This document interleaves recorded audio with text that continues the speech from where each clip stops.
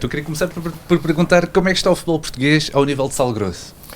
Está muito pobrezinho, acho eu. O futebol português está muito pobrezinho a nível de Sal Grosso, porque Sal Grosso envolve paixão, né? Ou seja, há paixão, só que paixão sem competição a sério não é uma paixão, como é que eu tenho de dizer, verdadeira. E tu jogaste futebol federado quando eras miúdo e chegaste a capitão do Odivelas. O que é que recordas desses tempos? Muita alegria. Jogar à bola era... Eu vivia para jogar à bola, basicamente, desde puto. Jogar à bola era o meu passatempo favorito, o meu e de toda a malta que cresceu comigo. Eu sou de uma geração que ainda viveu muito na rua. Passávamos muito tempo na rua e jogar futebol era um clássico. E eu lembro-me, quando era miúdo em Odivelas, em qualquer espaço livre se fazia um campo e o fenómeno do futebol da rua, eu lembro disto perfeitamente, de ser muito miúdo, havia campos onde eram os adultos que jogavam.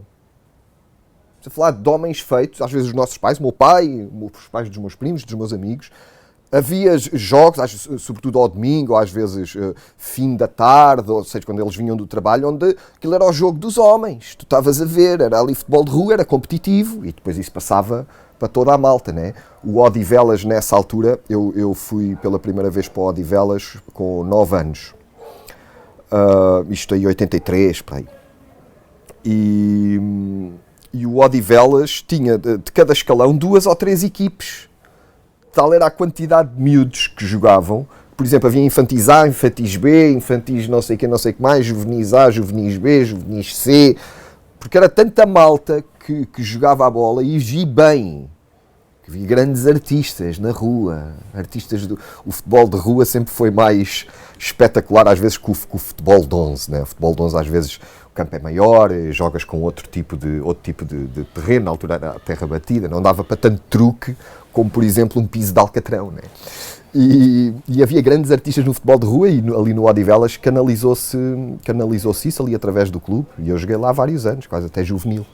De infantil a juvenil? Sim, ainda joguei lá 3 ou 4 anos. Capitão de equipe, cheguei a ser capitão de equipe do Odivelas. Ganhaste algum dinheiro ou era a típica Santos com dinheiro, nada, qual dinheiro, olha, o meu pai, que já cá não está, sempre foi um grande entusiasta e um apoiante de eu jogar futebol, e mesmo o meu irmão também depois lá teve, apoiava-nos muito, ia connosco, e ele na altura tinha um Renault 9. Às vezes era o Renault 9 do meu pai, que levava tipo 9 putos, e o Renault 5 do treinador, que era o Nuno Cristóvão, que depois foi selecionador da seleção feminina de futebol, era o meu treinador no Odivelas, o meu primeiro treinador. Levava os outros, era assim, íamos jogar, ou seja, jogávamos tudo aqui na zona, a Moscavide, a Loures, a Lisboa, a Picheleira, com o Vitória de Lisboa, jogos ranhidos. E então o meu pai levava uma parte da equipe, o professor levava outro, não havia carrinhas, não havia nada disso, estás a perceber? Aquilo eram os carros dos pais, depois lá nos davam alguma coisa para comer, ou o Odivelas levava, o chazinho, ao intervalo. Mas tudo aquilo era mágico para um puto como eu, não é? Um gajo vestir o equipamento, as meias, e a tática, depois os outros. Tinhas lá o equipamento para casa para lavar? Não, nesse caso ali no Odivelas havia lavandaria, isso não se tinha que levar para casa. Porque aliás, até os equipamentos tinham que rodar bastante, portanto tu se levasses para casa já estavas a impedir que o gajo que ia jogar a seguir a ti tivesse. Mas lembro com muita alegria esses tempos, eram tempos bons, eu gostava. E como é que definias como jogador? Como é que era? Rápido, perspicaz, estás a perceber? Eu jogava avançado, joguei a maior parte do tempo avançado e depois também joguei a médio esquerdo. E então eu era aquele avançado tipo de segundo poste, do ressaltezinho, de metê-la lá para dentro, e era rápido, às vezes nas bolas em profundidade era fixe, porque às vezes os defesas eram mais altos, mas não eram tão rápidos, portanto ainda faziam uns golos. A tua melhor época terá sido... sei lá, tivemos ali uma época onde ficámos... aquilo faziam-se uns campeonatos, aquilo era sempre tudo... A gente nunca sabia bem em que lugar é que estava, não havia... calhava sempre calhava sempre, nesses campeonatos que eram aqui regionais de Lisboa, calhava-nos sempre ou um Benfica, ou um Sporting, ou um Belenenses, os clubes maiores, não é? Estavas sempre no grupo de um deles. Portanto, o primeiro estava praticamente estabelecido, porque a gente, eu com 10, 11 anos, ia jogar contra o Sporting tinha quase gajos de 15 anos, eu não sei bem como é que eles lá estavam, já com barba, alguns se calhar até já filhos tinham. Mas pronto, isso eram circunstâncias dos tempos, mas levávamos sempre grandes cabazadas. Mas depois cá em baixo, nos clubes que eram mais equiparados a nós, como o Odivelas, Olivais e Moscavide, Vitória de Lisboa, Tenente Valdés, o Loures, tantos clubes que havia. Houve um ano que ficámos em segundo, fomos o primeiro dos que realmente tinham aquela idade, estás a perceber? E eu lembro que dessa ser uma boa época e a gente andava entusiasmados. Chegaste a pensar que serias profissional? Não. Sonhava isso. Embora na altura, quando tu tens 10, 11, 12 anos, os sonhos... Se calhar é aí que os sonhos são mais verdadeiros. Havia esse sonho, mas havia sobretudo amor pela bola. Eu nunca pensei realmente, não, vou ser profissional. Eu sempre pensei mais em ser cantor, porque eu gostava muito de música, ainda gosto. E eu, tipo, no quarto fingia que era o Jim Morrison, com os discos do meu pai e o Mick Jagger. E via mais, tipo, num palco o que acabou por acontecer do que na bola. Mas amava a bola e continuo a gostar. E de jogar à bola gosto, mas gosto do frisson à volta da bola. Porque eu sempre fui muito ao futebol com o meu pai. O meu pai era um sportinguista e eu também sou. E sempre fomos muito ao estádio. E o barulho do estádio, estás a ver? Aquele frisson. Eu às vezes o jogo eu nem olhava para o jogo. Eu às vezes passava a maior parte dos jogos a olhar para as pessoas e as claques. Eu amava as claques. Fui durante vários anos também da claque, enquanto era miúdo. As cantigas, aquele barulho, a emoção, estás a perceber? Tudo isso me fascina. Depois hoje em dia, quando estavas a perguntar se o futebol tinha sal grosso, hoje em dia chateia-me estas discussões todas da bola, da política da bola. E, é uma chatice do caralho, é insonso. Aí não tem mesmo sal grosso nenhum, estás a perceber? É quase um anticlímax daquilo que eu gosto na bola, que é mesmo aquela a emoção, né? E sobretudo quando vais ao estádio, a emoção junto ao espetáculo audiovisual que se te apresenta, né? O gajo que está ao teu lado, que está quase a ter um ataque cardíaco, e a outra que está ao lado não percebe o que é um fora de jogo, e toda essa miscelânea de gente, isso para mim é que é mesmo realmente o futebol. E agora que falaste no Sporting, alguma vez tentaste a sorte em treinos de captação? Não, no Sporting, sempre soube que não tinha hipótese. Sempre fui muito ciente, ou seja, embora me considerasse um bom jogador, ou seja, não fora de série, mas pronto, sabia jogar, tinha técnica, percebia o jogo, que às vezes dava muito jeito no campo. Eu nisso, os treinadores gostavam de mim porque eu percebia o jogo, o tamanho do campo, e virar o jogo, sair, conter, essas merdas, eu gostava disso. Mas sempre soube, ou seja, porque olhava para os outros, né? Desde miúdo, sempre tive gajos que jogavam muito melhor que eu. Portanto, sempre tive a percepção que não era muito por aí. Embora, tipo, às vezes o futebol tem surpresas, né? Às vezes há jogadores que chegam ao mais alto nível, onde às vezes com muito pouca técnica, ou com muito menos técnica que outros. Ainda há bocado estávamos a falar, olha, de um também que jogou no Odivelas, o Oceano. O grande Oceano Cruz. Mítico, estás a ver? Um homem que jogou em Espanha também. Seleção nacional. Um jogador com pouca técnica, mas que compensava noutros aspectos, né? Atlético, de entrega. E o que é que te levou a acabar a carreira? Chegaste àquele ponto em que vias que não ias passar daquele nível e sim, eu depois chegou a uma altura que aquilo depois afunilava, né?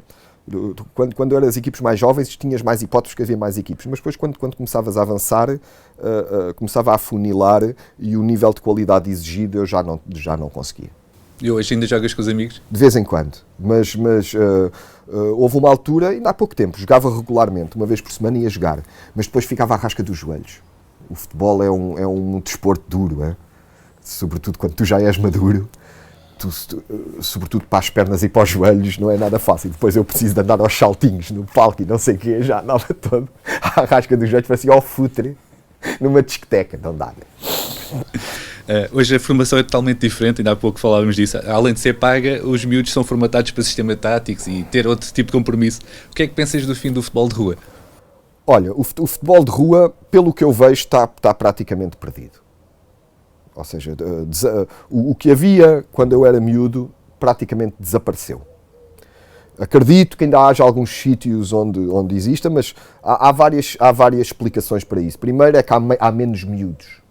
Na altura onde eu nasci em 74, esses anos, 73, 74, 75, até aos anos 80, foram anos onde nasceu muita gente. E então havia muitos miúdos. E havia essa cultura de rua e do futebol da rua, não é? Até nas idades mais avançadas. E hoje em dia isso perdeu-se. E eu acho que isso faz perder um bocado de fantasia ao jogo. Eu noto isso hoje em dia.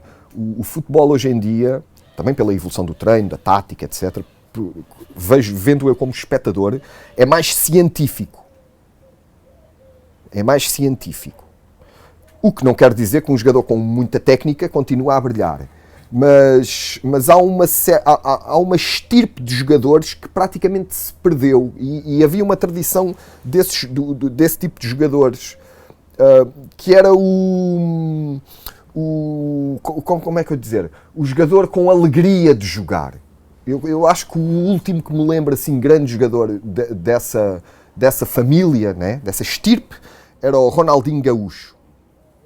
Ronaldinho Gaúcho, havia brincadeira naquilo, né? É quase provocação, não é bem provocação, mas é uma técnica aliada a uma alegria de fazer o impensável, quase a obra artística, né? E isso perdeu-se um bocadinho hoje em dia no jogo. E eu acho que isso tem um bocadinho a ver com a formação dos miúdos, porque os miúdos vão para as equipes, né? Eu vejo, por exemplo, aqui, às vezes vou ver jogos aqui do Carcavelos. Acho bem que haja disciplina e não sei o quê, mas às vezes, para miúdos, disciplina a mais pode-lhes quebrar um bocadinho a criatividade. Percebes? Os treinadores de futebol, de certeza, e os jogadores, né, profissionais, percebem isso melhor. É claro que isto não pode ser uma cena anárquica, não é? Mas eu sinto falta de surgirem jogadores fantasistas, como se chamava, né? Tu tinhas tipo, o auge disso foi tipo o Maradona. Maradona era um jogador assim, né? Aquilo, marcar gol era importante, mas havia outra coisa não mais importante, mas tão importante como, que era aquela magia de o que é que ele fez. Estás a perceber? De vez em quando ainda surge jogador, o Messi faz muitas coisas dessas, ainda carrega um bocadinho essa chama, mas todo o futebol leva mais para um lado mais tático, mais científico, né? Sem tanto espaço para isso. Sim. E há bocado falavas do Sporting, como é que surgiu a paixão pelo clube? Quem é que foi o principal responsável? Foi o meu pai. Eu acho que é assim que a maior parte... quer dizer, eu conheço muito pessoal que é dos clubes opostos aos dos pais. Isso é, o Édipo também pode funcionar aí nesse aspecto. No meu caso, não. No meu caso foi o meu pai era sportinguista, ia ao estádio e começou-me a levar ao estádio desde muito novo. Eu lembro-me de ir ao estádio, sei lá, com 4, 5 anos, já ia para o estádio. E estádio fora. Lembro-me de ver jogos. Eu lembro-me de ver um Estoril Sporting, aqui na Amoreira. Ainda o campo do Estoril era terra batida, na primeira divisão. Eu lembro disso, já sou antigo. Pronto, ia aos jogos com o meu pai, né? Acompanhar o Sporting. Eu lembro-me do Sporting em 81, 82, ganhar uma taça de Portugal ali no Jamor, estar nesse jogo. Lembro-me de muitos jogos ao longo dos anos e sempre levado pelo meu pai. E como é que foram as festas dos títulos do Sporting? Eu nessa altura eu lembro-me de um jogo esse no Jamor. Eu acho que foi esse no Jamor, mas foi esse ano onde o Sporting foi campeão e uma final da taça com o Braga, onde havia uma tradição que isto agora era impensável, né? Nos últimos jogos deixava-se haver uma invasão pacífica do campo pelos adeptos. E então eu lembro-me que o jogo estava quase a terminar, o Sporting já estava a ganhar, já não havia hipótese de reviravolta, não me lembro do resultado, mas lembro-me de haver essa certeza, né? e já se estava a ver o pessoal amontoado à volta do campo, mas milhares, né? E os jogadores já quase nem iam à bola naquela de estar a ver já o melhor caminho para se meterem no balneário rápido. E depois o árbitro apitava, o pessoal invadia e, obviamente, havia sempre jogadores que não conseguiam fugir. E então, eu lembro de ver o guarda-redes, que era um húngaro, que era o Mészáros, de cuecas, e ainda havia pessoal atrás dele, devia ser para lhe gamarem as cuecas. Tá? E, ou seja, isso era impensável no futebol de hoje. E isso é uma recordação que eu tenho mesmo muito viva. De ser miúdo e estar a presenciar aquilo e estar fascinado. E aquele vai apanhar. E estar a pensar assim, quem me dera ser eu também ali a correr para agarrar a camisola e não sei o quê.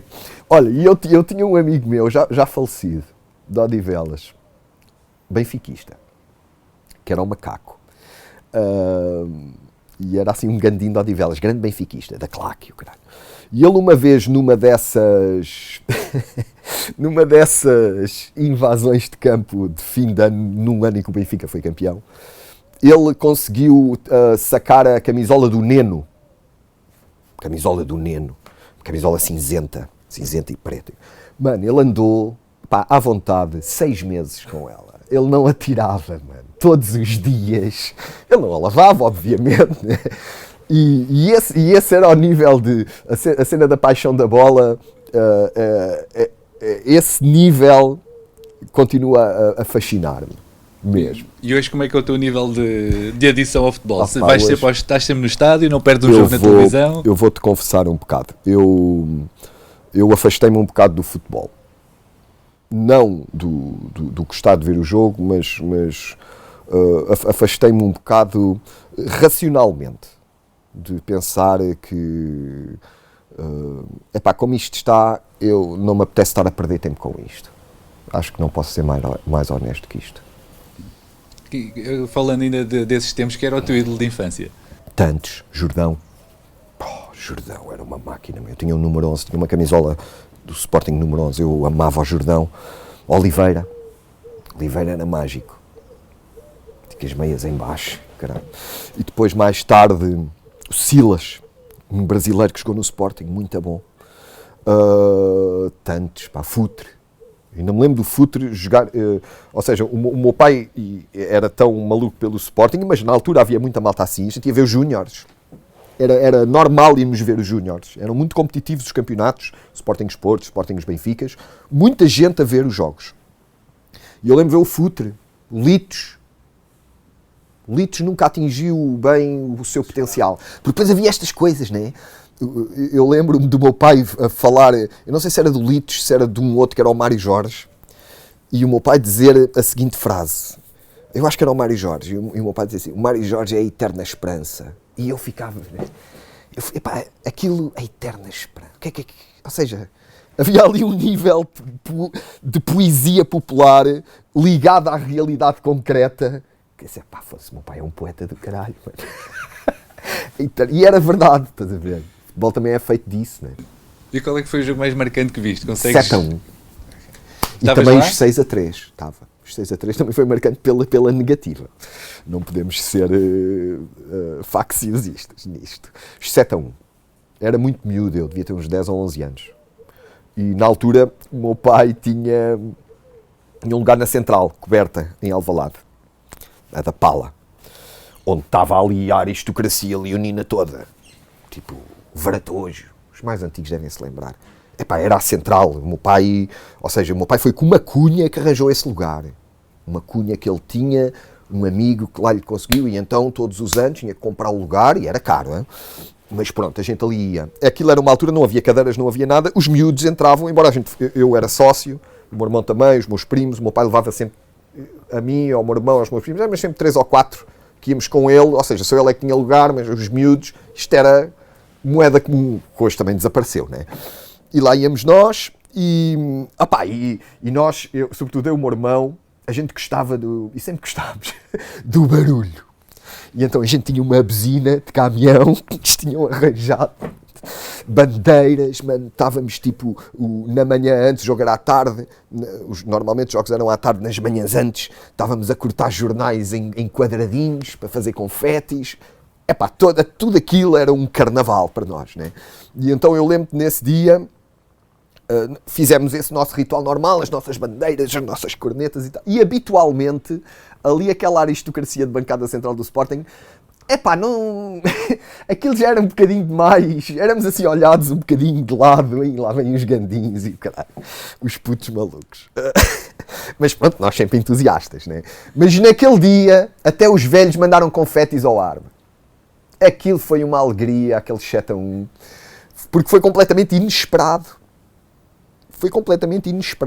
Aliás, basta ver que o Benfica esse ano foi campeão. A tua paixão pelo futebol fez-te ir a Marrocos para gravar o documentário Dia de Jogo. Pensas fazer outro trabalho sobre futebol? Sim, quem sabe. Não é algo que tenha planeado atualmente, mas o futebol é sempre um tema que me interessa. Não excluís essa hipótese de voltar a trabalhar? Não excluo de meter o futebol em algum trabalho que eu volto a fazer, seja documental, seja ficcional, porque é como eu te digo, há um lado do futebol e não é por acaso que o futebol tem a importância que tem na sociedade. O futebol, o jogo, o fator de incerteza, o fator atlético, aliado ao técnico, às vezes aliado até ao metafísico, que é algo que eu também gosto, que está ligado ao futebol, as superstições, eu gosto disso tudo, estás a ver?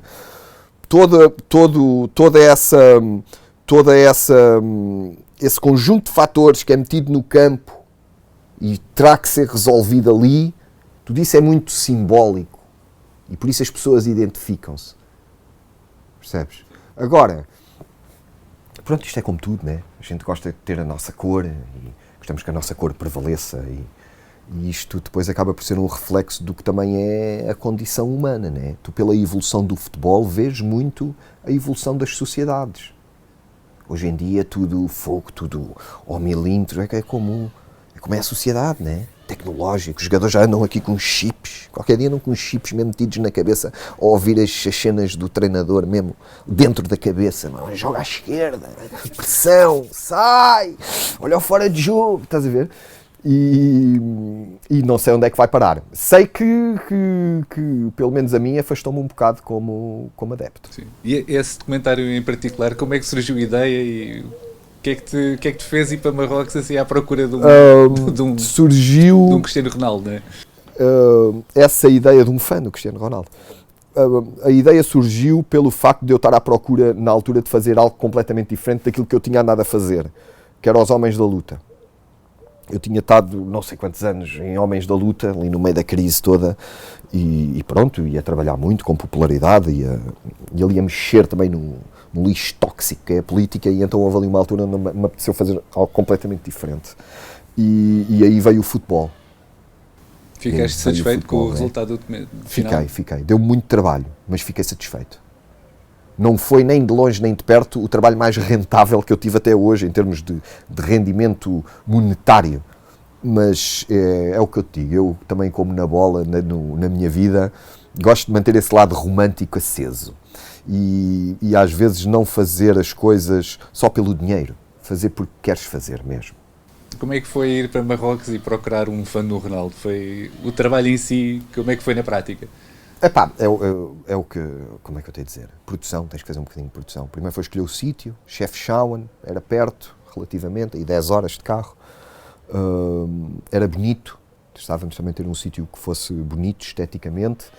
E porque eu e o Guilherme Cabral, que fez o filme comigo, nós queríamos ir buscar um bocadinho, ou seja, nós queríamos ir a um local onde aquela velha paixão que eu há bocado estava a falar do futebol, o futebol da rua, ainda fosse vivo.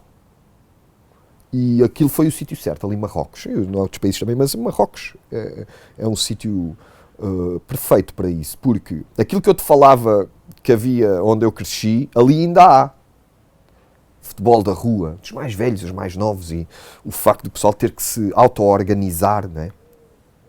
ter que cooperar para fazer a cena acontecer, o campeonato, vêm os outros das montanhas a pé, a 15 km, para fazer um jogo da bola, depois vão-se embora outra vez, e tudo isto faz-se por amor ao jogo, e eu ali na figura de um fã do Cristiano Ronaldo, porque a mim também me interessava esse fenómeno Ronaldo. Esse fenómeno para mim é bastante interessante, porque, olha, eu vou-te dar eu aí em 2009, 2010, fui à Birmânia, Myanmar. Na altura ainda era complicado entrar, agora acho que já é mais fácil. Mas na altura ainda tive que estar uma data de dias à espera na Tailândia de visto e tal, mas eu queria muito lá ir, e fui. E andei lá com a minha mulher, e ainda andámos de avião, o país é grande, e fomos para um sítio, pá, no meio da mata, mas tipo no meio da mata profunda, não havia alcatrão, não havia nada, terra batida, mesmo aquela selva, mesmo Kipling. E então andamos lá, a gente estava lá num hotelzito que lá havia, e dissemos, ali há um supermercado, a gente vinha ao supermercado, um mercadito, uma barraca, e no meio, a gente passa numa casa de madeira, no meio do nada da selva, e está um velho a fumar um cachimbo, sentado à porta, e aqui um grande apóster do Cristiano Ronaldo. E isso a mim fascina-me. A maneira como o ídolo da bola, o ídolo do desporto, no caso do futebol, por acaso é português, mas há outros de outras nacionalidades, como é que... ou seja, é o triunfo do jogo. Às vezes eu acho que se quer ver muito como o triunfo do indivíduo. Se calhar é um problema hoje também. Não é um problema, mas é uma característica. Centra-se tudo no indivíduo, mas nós esquecemos que é o do jogo. Porque há 20 anos, se calhar não estava lá o Cristiano Ronaldo, se calhar estava lá o Ronaldinho Gaúcho. E há 40 anos, se calhar estava lá o Pelé. E daqui a 20 ou 30 anos vai estar outro. Estás a perceber? Porque é a força do jogo. O jogo com o pé. O jogo com o pé é tramada. Né? Pá, é um jogo de equilíbrio. Tem muito a ver com a dança também, né? Um grande jogador é sempre um grande bailarino. Só pode. Eu não acredito que haja um grande jogador que não saiba dançar. Isto o sindicato de jogadores vai poder responder a esta pergunta. E então, nisso acho que é o grande jogo. E claro, como grande jogo que é, cria este fascínio que eu fui ali tentar pescar em Marrocos. E que, pá, modéstia à parte, acho que consegui. Que transmitisse isso que era a nossa ideia. Essa pureza do jogo. E, enquanto homem da luta, qual é a tua opinião sobre o trabalho do Sindicato dos Jogadores de Futebol? Pronto, como homem da luta, o homem da luta apoia sempre todo o tipo de sindicato, né? Eu acho que o Sindicato dos Jogadores de Futebol, mais que nunca, como sítio que agrega aqueles que são realmente os artistas, não é? Que estão no palco, eu acho que mais que nunca tem responsabilidades de fazer com que a paixão do jogo, a cena pura do jogo, seja o foco central. Não te vou dizer que tens que fazer assim, assim. Não tenho nenhuma fórmula, mas o conceito acho que é um bocadinho este. E eu acho que isso se perdeu um bocado. O foco tem que ser o que se passa no jogo. Porque o jogo é tão rico. Olha, tenho uma ideia. E veio mesmo agora. Tipo, o fã como eu sei que isto é praticamente impossível, mas eu vou dizer a mesma. O fã como eu gostava de ouvir, de estar a ver o jogo na televisão e todos os jogadores estarem micados. Estarem com microfones. Ouvir. Eu gostava disso, percebes? Não sei se os poderes do futebol vão achar isso, mas se calhar pode ser uma luta. Para te sentires parte do jogo, não é? Já reparaste? Imagina o que era a transmissão. Então, aliás, tu hoje em dia com as tecnologias, tu até podias escolher quem é que querias ouvir. Olha, quero só ouvir este agora. Eu não sei se eles depois não iam começar a ter cuidado com a língua. Oh, seu canalha! Que é isso, né? Se eles já falam com a mão depois às vezes os poderes, mas pelo menos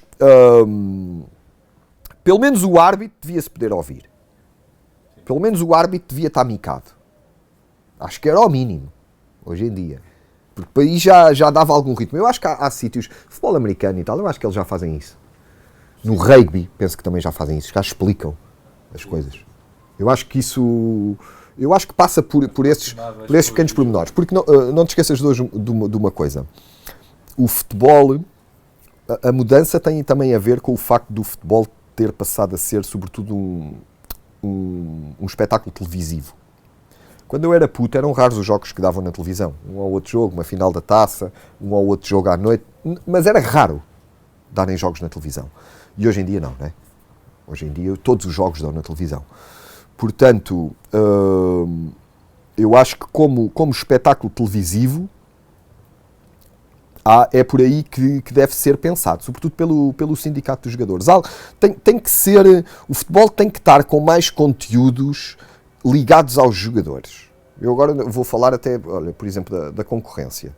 O programa sobre futebol, ou seja, que não é sobre futebol, mas que aborda o tema, que eu ainda perco mais tempo a ver, ou algum tempo a ver, é um que dá na Sport TV, que é com o Carlos Manuel e mais um jornalista de lá deles, que eu não me lembro do nome, que vão almoçar com as outras velhas glórias, né? Os maduros. E estão ali a partilhar as histórias deles. Eu acho que tem que ser um bocadinho por aí. E tem que ser também um bocado por os jogadores que estão no ativo poderem ter mais liberdade de movimentos, quer seja nas redes sociais, quer seja no audiovisual em si, poderem falar mais, poder haver mais conteúdos com os jogadores. Isso não é fácil, porque os clubes também blindam muito isso. Mas bem regulado, porque, por exemplo, quando tu vês em Inglaterra, eu acho que a Inglaterra é o melhor exemplo, até acho que é o país que trata melhor o futebol. Tu vês conteúdos ótimos,